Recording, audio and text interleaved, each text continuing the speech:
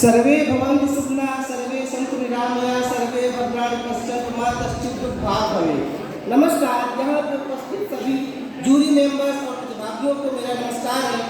आज हम बात कर रहे हैं patent for pharmaceuticals company should be और नॉट, कि फार्मास्यूटिकल कंपनीज के लिए पेटेंट होना चाहिए या नहीं।